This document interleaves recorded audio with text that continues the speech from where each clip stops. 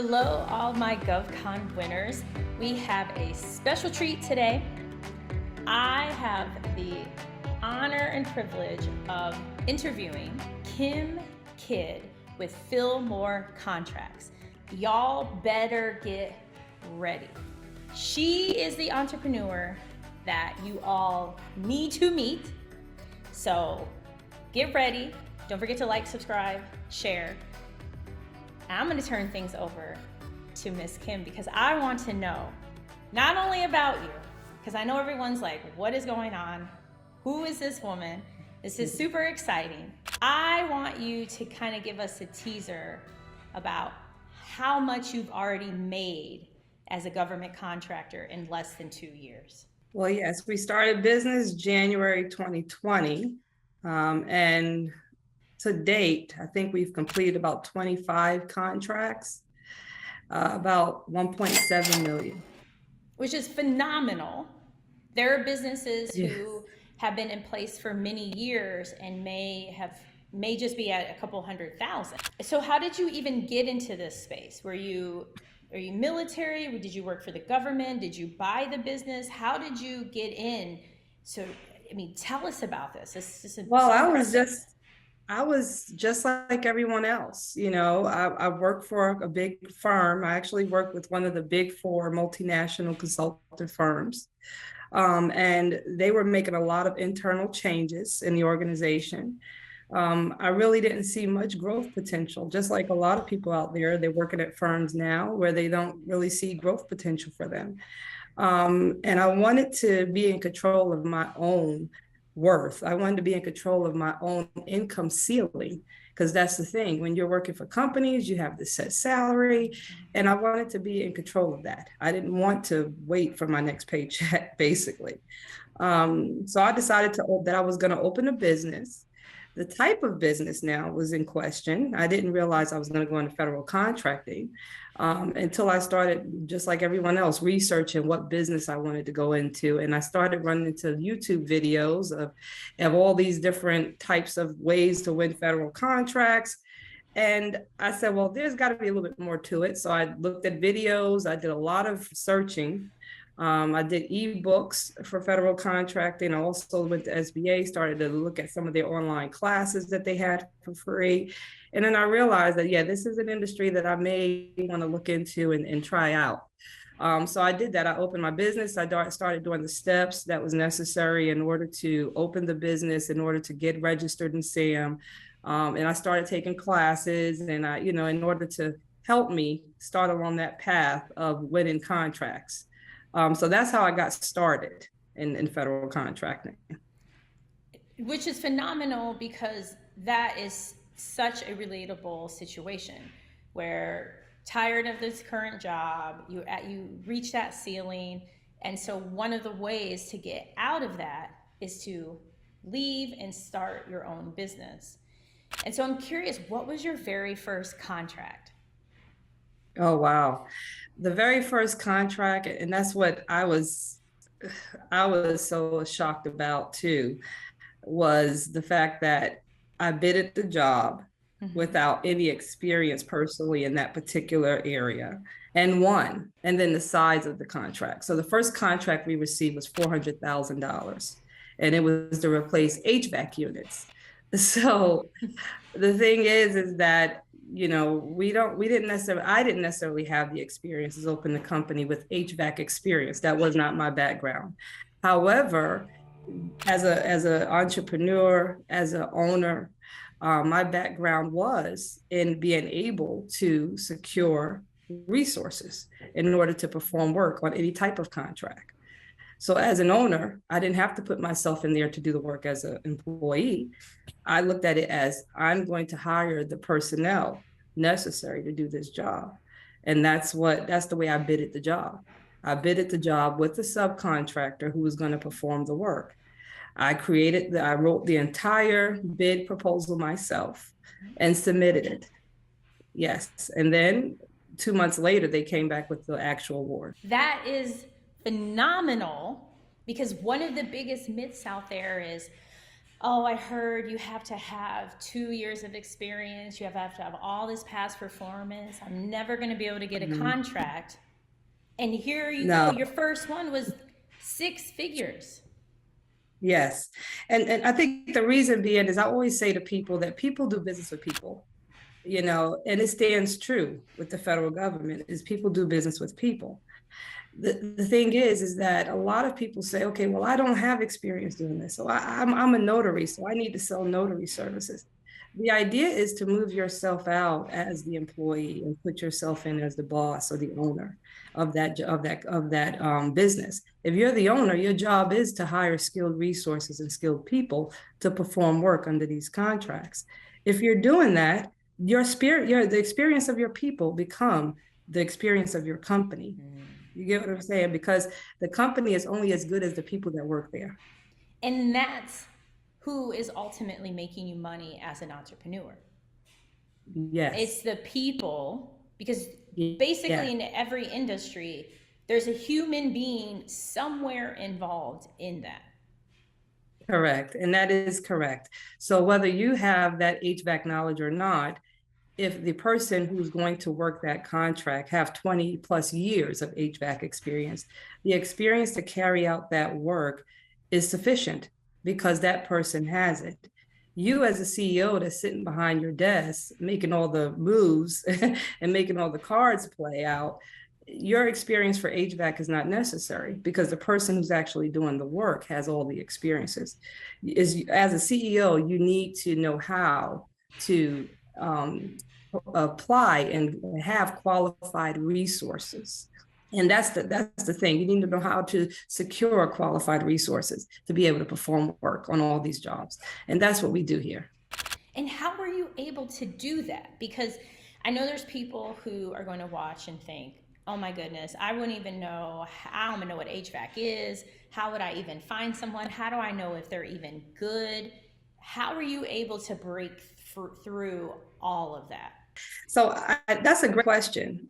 The reason being is because a lot of people ask that question before to me. And the thing for me is that is it's not difficult as you may think. Because if you have a home and you have an HVAC unit go out, what do? You pick up the phone and you call your local HVAC technician. That's the same thing with federal contracting. You have someone that requires a service and you reach out to those who can supply that service. So what we've done is we reached out to contractors who are skilled with HVAC and mechanical, and we form relationships with them.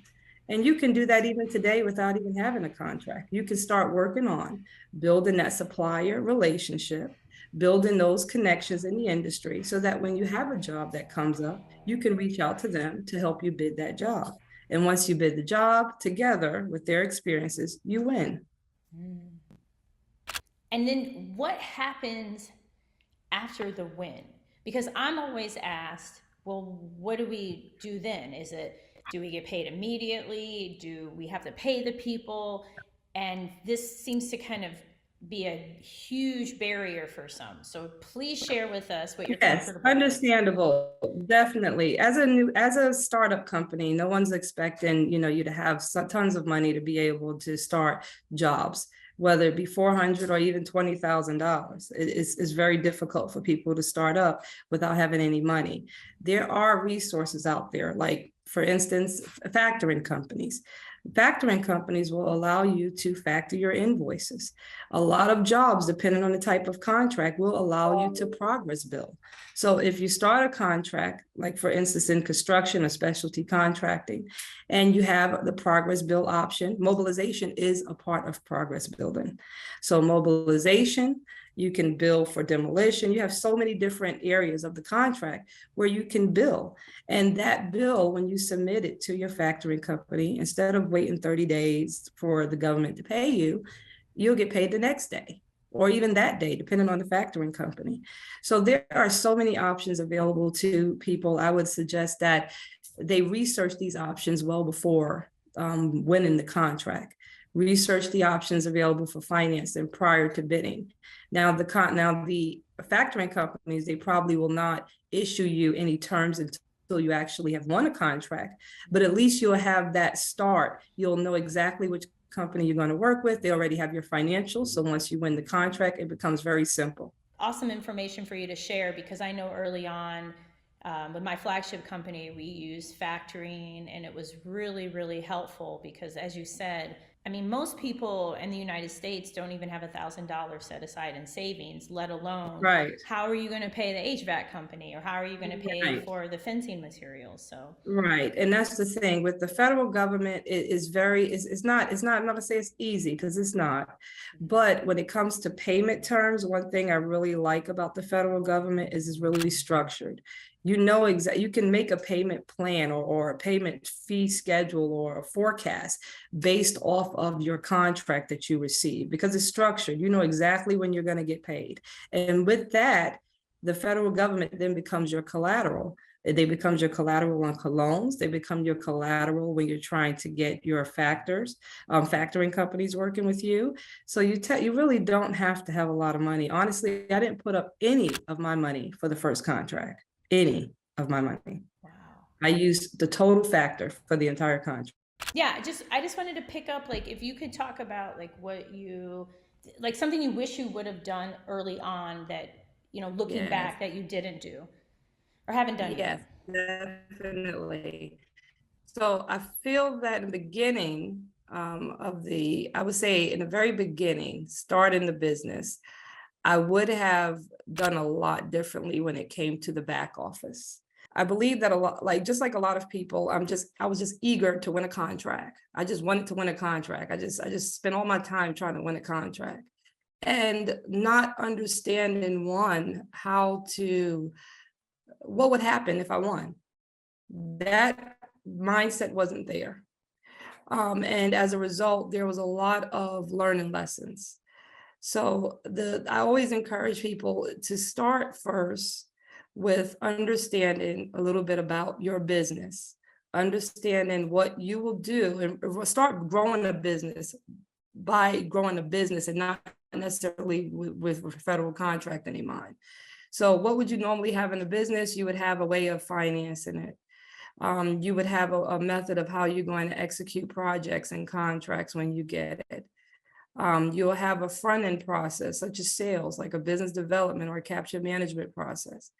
You'll have a back office, such as payroll. You want to make sure you have all of these things in place for when you win a contract, because it is extremely difficult once you win a contract and try to start getting all that up and running within the first 30 days that they give you. And some contracts don't even give you that much to prepare. So it's easy to start doing that now while you're waiting, because that was one of the things that we did not do, was having that preparation of starting your contract, making sure you have everything in place to start. Another thing is learning more about the bidding process. There were several bids that we submitted, and we did a lot of legwork, such as writing full technical proposals for contracts that didn't require it, or the opportunities that didn't require it. So literally, 20 pages may have not even been read after we've written them. So I think really understanding the bid process and understanding how to read the solicitation and understand what you need to actually submit is key. Because we've submitted in the first year about 20 jobs, and we've won some, but not because of the jobs being technically, acceptable. It was more so of lowest price technically acceptable. And for those LPTA jobs, majority of the time, you do not require a full blown out technical proposal, but time, money, effort, and everything went into creating them for no reason at all. So it's best, I would say those are some of the learning lessons that I've learned, is first get a good understanding of what you're bidding, how you need to bid, and then also understanding how to develop your back office and create your back office prior to starting your jobs that you get on, because it becomes a huge effort to try to do that once you actually win the contract. And from my experience, winning the contract is easy to win, is much harder to execute. Much harder. Execution is the hardest part. You'll realize once you win your first, after you win your first, It's great. It's so happy. You get so much joy and winning your first. I mean, you might take yourself to dinner, but the day after, you know, now you have to deliver. And if you don't have a means to deliver, you become in the worst position that any federal contractor wants to be in. You get what I'm saying? You become in the worst position because at this time you're responsible under a federal contract as a prime contractor, and you need to be able to deliver that job. You do, because the worst thing that you can do is default. Is default, right? Is default. You default on one, and you're even if you're not disbarred, you're quickly disbarred in the eyes of the client. Yeah. And one thing I learned about federal contracting, unlike commercial, news travels fast. It travels fast between agencies. So you have to do good and do as best as you can on one contract, because that will follow you throughout your entire career and with your business there. Yeah, it definitely does. And, you know, it's hard to, sometimes you don't get that do-over. So you You're just want right. to avoid that. Right. And it could be a costly mistake, hiring the wrong people can be costly mistakes. So it's like I said, it's best if I would have started with, like, I started creating processes and everything after I started learning more. It's best to seek all the knowledge you can from those that already know, seek that before bidding, so that you don't run into the same situations that we've run into. Yes, we're successful, but we've worked hard. We've hit a lot of milestones to get here. So in order to not run into those same issues, it's best to kind of really understand what you're doing in the federal space before getting into it, I would say. And that means really researching, consulting with those who you need to consult with, learning as much as you can about getting into the federal space. It is not a get rich quick atmosphere. It's not a get rich quick business. You have to put the work in. You have to put the work in order to get what you want out of it. Because there's a lot of money to get here. There is so much more, I would say, compared to commercial businesses. They have their vices too, and they have their benefits. But I've seen in the federal space, a small business owner, a new startup company can scale quickly to meet its competitors who've been in business a very long time in the commercial space. I've seen that happen. I'm a witness of it. I'm living it. But it is going to take work. It is doable. And so, in addition to learning, getting things set up, definitely being aware of the importance of back office and processes and procedures, what other advice can you offer someone who's out there that's like, oh my gosh, this is great. I'm fired up. I want to get in this space. I want to get part of this government money here, per se. I'm all in. What are some, like, 1 to 3 things that they should also do to be able to emulate your success? Right. Wonderful. I'm glad you asked, because in the beginning, when I first started, I was just like them, actually. I was looking at it from my experiences. I was saying, okay, well, my latest experience is IT, so I should go into business in IT. I should offer these same services that are on my resume. I would say, don't put all your eggs in one basket. I would say that because someone told me that. And when they told me that, I started to win big. Don't put all your eggs in one basket. Meaning, for instance, I offer a notary. Right now, my day job is a notary. I don't have to go into federal contracting as a notary because if I need to know a specific skill that I'm offering, it's going to be the skill of the people which I'm capable of employing, not my skill. Because at the end of the day, any entrepreneur, a real entrepreneur, is trying to remove themselves from that contract so that they can work on getting more contracts. If you become the notary of one contract, then that ties you up from being a notary on every other contract. So what I'm saying is, I would say, don't put all your eggs in one basket. go after, create a package of opportunities. You might want notary as one of them, but also have administrative assistant, project management, anything that will be under that package of services that you can offer. This way you can broaden the opportunities available to you in the federal space. That's one. Just like for us, when we started winning under specialty contracts, we didn't just go in under the first contract and say, we won one HVAC job, so now we're only going to do HVAC work. No, we do everything from facility operations, facility maintenance, we do specialty contracting, we do construction, anything. We can do ground maintenance in one day, we could paint buildings another day, we could do a janitorial another day. What I'm saying is that you have to create packages for your business so that you can offer a range of services. Now, no, everybody can't be everywhere at the same time. It wouldn't look great for a construction company to offer IT services, but it's possible. Create different divisions, create packages. That's where creating your back office comes into place. You need to understand your business before you could expect the federal government to understand your business. So that's the key thing. I would say also don't focus just on winning contracts. It's hard to say that. Don't focus, it's hard to say that because everybody wants to win a contract. But like I said, winning is the easy part. Winning is the easy part. One thing about the federal government that differs from commercial is that one, you have visibility into your competitors. Two, they're more structured, meaning that, they have a set way of procuring and buying. They have a set way of procuring and buying. Once you learn that, you can create repeatable processes for procurements and for purchasing through the federal government. Commercial is different because every company that you're buying from have their own processes and the way they pay you and the way that they purchase everything. But everything is clear when it comes to the federal government. You just need to know. There's a lot of red tape, but you just need to understand. Once you know and learn it, you don't have to relearn it. You don't have to keep learning it. You'll be able to make a repeatable process at that point.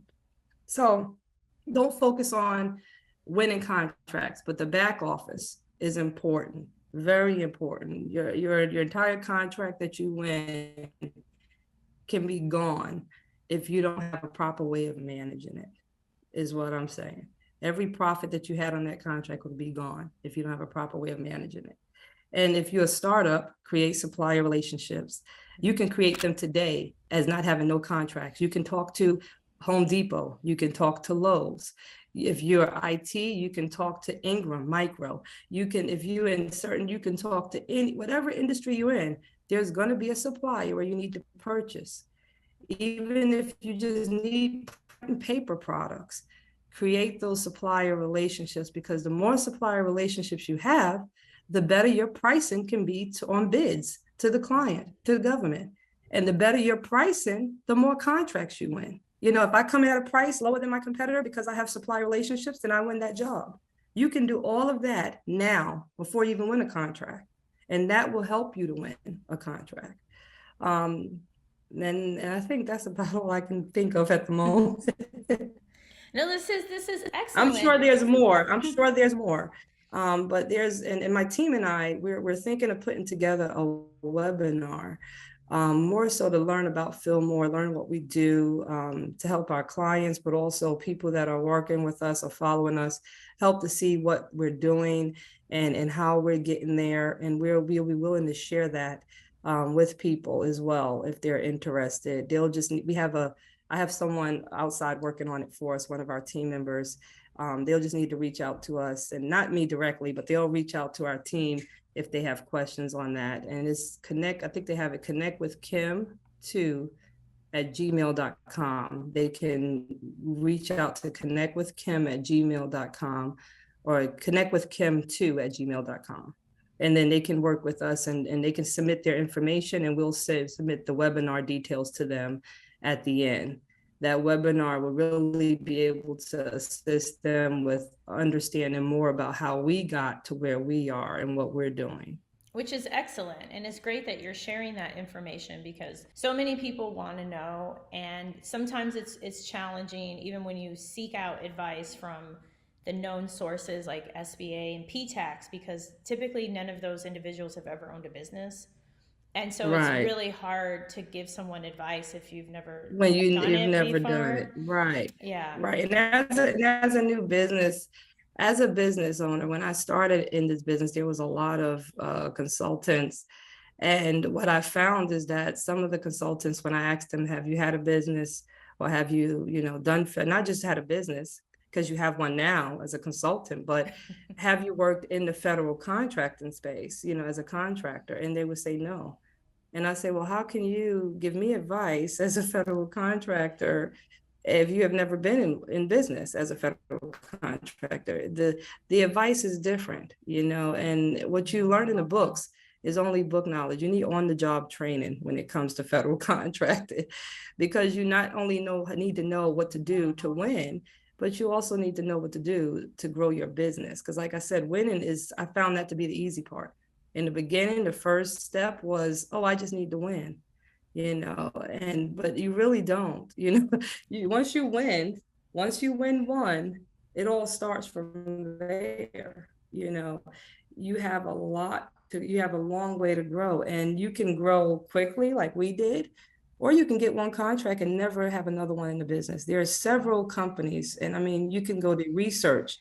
You can go to sam.gov, or usaspending.gov, or you can go, I think, at fpds.gov, and you can see there are several. In dynamic small business search, you can go to several sites. There's all public knowledge. You can go there and see exactly. There's several contractors that have their 8A, have all these certifications, that may or may not have even won one contract in the entire length of them being in the 8A program, or even in any of these other certification programs. And the thing is, they'll win one, be so excited about winning, and then once you win, you don't do anything else. That's because it's very easy to win once you understand the process. It's harder to continue winning, and it's harder to execute once you've won. So you need to understand that, and you need to learn from the professionals, the people that has already been there. You need to learn from them. You need to understand what their struggles were, what their challenges were, and how they got there, You and definitely how they were do. able to overcome it. Yeah, which is why I'm so glad that you are here today and you're sharing this, because it's part of, you have to have a strong business model. You have to have a foundation, or it's going Yes. to turn into like a one and done, or it becomes a hobby. So, Right. And you don't want it to be a hobby, because it's no. definitely not a hobby. The time effort involved is not a hobby. I mean, just so you understand, I have 3 kids under the age of 6, 3 kids under the age of 6. My time on a daily basis is very limited, very limited. Like, I had to move a lot of meetings around to have this time. So it's very limited, very limited. But at the end of the day, you work hard to get what you want. This is a very rewardable industry to be in. And as long as, they listen to you, and they, your people listen to you, listen to your background, listen to your experiences. If they have that, and they take what you say and they apply it, then at that point, they'll see that they have some success coming to them.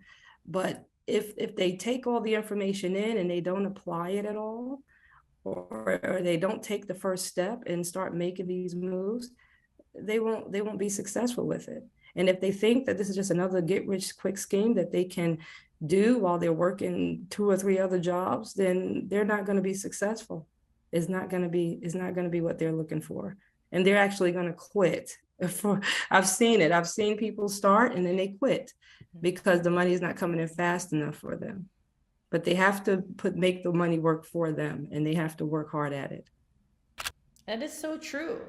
And, I would love for you to share more about Fillmore Contracts, because, hey, there may be someone out there that's a possible vendor or someone you could partner with. So please share with everyone, what are those areas of specialty where we're all dying to know? Well, yes, definitely. We do everything from, like I said, facility operations and management, ground maintenance, janitorial work. We also I would say anything that we can do at a facility, whether it be minor repairs, maybe fence repairs, ground maintenance, janitorial services. If they need, boilers replaced, HVAC work done, we handle all of facility operations and maintenance services, as well as we'll do minor construction projects. So if we have rebuilds, things that require carpentry, we'll do. We haven't started into design build work yet as far as engineering architecture designs, but we're planning to add that on as a separate branch later on. Well, that'll be excellent. And it's Oh, great too, yes. because in the opening, you mentioned that you worked for a huge consulting company. So is it safe to maybe assume that this area was maybe not the area you were focused in before when you were Oh, in I would industry? definitely not. Yeah, definitely not. The area that we were in, as I said, I was in IT specifically. I was assistant director IT, and I managed web platform services. So yes, it was totally different than what I'm doing now. I've never really been in a construction or facility maintenance or operation space before. Which just goes to show, to your earlier point, that just because you have this passion or it's your background, be it IT or notary or even training, it doesn't mean you have to limit yourself to those areas. You can branch out. Oh yes, because it comes with the experience, that you have. Like even, as getting my MBA, we had several assignments, where I had to, connect with CEOs, connect with different team members to be able to go into organizations, change management. I've worked as a consultant where I traveled overseas as well, working on projects overseas. Yes, I have international consultant experience as well. And with that, talking to CEOs and dealing with them, you realize that contracting officers are just people. Contracting officers, the people that make these decisions to get the awards, they're just people. Once you start to have that, I would say that comfort and being able to speak and make decisions and give information to clients at a level as a C-level executive, you could also give that same conversation, that same information, that same comfort feeling that you have. You can have that with a contracting officer or a representative. They're just people. And a lot of people, they're fearful of it. They're like, well, how do I approach them? What do I say? You'll talk to them like they're people. They're people. I have great relationships with my clients because it's all about giving them the service. I treat each one of our clients like they're valued clients. Each one of our clients, they know that they're valued. I try to develop relationships so that we can become a valued partner of theirs. That they realize that we're not just trying to, take them for every dime they have in their budget, but we are willing to work with them. We give them extra than they ask for. Sometimes, if it's not in the statement of work and it's something that they require, we'll go back to them and say, okay, hey, this is something that's not in the statement of work. Was it left out intentionally? Was it something you need? We understand people are human. And we will give them things sometimes if it's not in the statement of work, or if it's not necessarily that's something that was obviously should have been in there, then we would include it. So some of the things, I'm just saying that it's easier when you work with clients and when you start building these relationships with clients. Now, of course, we don't do anything outside the statement of work without their approval. That's something we have to do. But at the same time, you have to manage the relationship with the client. You have to be flexible with them. And that's one thing that we do here at Fillmore very well, is that we have relationships that we develop, and we concentrate more on building that relationship. And in turn, we'll be able to get the contracts. The clients will look out for you when you look out for them. The same way it is in commercial space, the same way it is in when you're in corporate America. When you look out for the people that are making the decisions, those people will also in turn look out for you. And that's what it is all about. It's a relationship game. That's what it is. It surely is. And that's what makes it, I think, so enjoyable, because you're helping these agencies with these amazing missions. You're helping them out. They're also looking for you because they're looking for a vendor that they know, like, and trust. And at the end of the day, they don't have to worry about, is this going to really get done Is or it gonna, not? right, right. You want to give them the peace of mind. Every contracting officer that I've ever met, the one of the major concerns that they have, or I would say, is being able to sleep at night. Knowing that the projects that they're responsible for is going to be successful. And if they have a vendor which they trust, they have open communication with that vendor, they don't have many inconsistencies, then that vendor would be the one that they award. Because most, and depending on the type of contract it is, they usually go by best value selection. And the best value selection, it boils down to who's going to be the best fit to run this job. Who's going to be the best candidate. They could have a ton of past performance, but if I know this person or this company, personally, they've done work for me on my other contracts, I've seen how they work, I've seen what they deliver, then that is going to be my best value selection. We've won contracts after contract. We have won 8 contracts with one agency, and not just with one agency, with one contracting officer. 8 of our contracts came from one contracting officer within that agency. That is because we have the experience, and we also have the relationships that we develop. And that relationship is a valued partner relationship. They know that they're going to get the services that they seek when they come with us. And that's what it's about at the end of the day. It's getting those services, being able to sleep at night. And so, Kim, I can't thank you enough for being here today and sharing all your wisdom, sharing just the success, planting all these great seeds with everyone, which I know they're going to run with, because if you really want to, leave your full-time job, or if you have a business right now and you want to help take it to the next level, these are the steps to follow, to emulate. And so, Kim, how can people get in contact with you? Well, as I said, that I believe we have set up an engagement line, because of course, as you know, my time is very limited. So it's very difficult to get in contact with me. So I have a team that you can get in contact with, and it is connectwithkim2@gmail.com. So connectwithkim2@gmail.com. Okay, excellent. Well, I just can't, again, thank you enough for being here, for sharing everything, and all my amazing GovCon winners. Please reach out to her, get ready to attend her event. Also, look up Fillmore Contracts, because this is a great model to emulate, because she's only going to keep going up and up and up and up. And soon she's going to end up selling her company. I'm just planting that out there. I have no idea what her plans are. Oh, no, that's the goal. That is the goal. That is the goal. That is within our 5-year plan. So yes, that is the goal. So that's what'll happen. And I know she's going to do it. So share, like, subscribe, and comment below. And as always, everything is possible. And thank you all for watching.